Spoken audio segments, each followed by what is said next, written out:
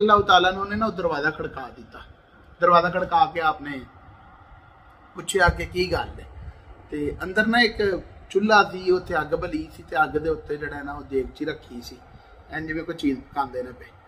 वो चीज़ पकांदे ना वो बच्चे जिहड़े ने वो रोंदे सन पे। ते हज़रत उमर रज़ी अल्लाह तआला ने उन्हें पूछया कि बई एक ही पकांदे हो पे, ते उन्हें कहा कि पकानी तो कुछ भी नहीं पई। एक औरत सी, उन्हें कहा पकांदी तो कुछ भी नहीं पई। उन्हें कहा जो तुसीं चुल्हे ते रखिया वो की है।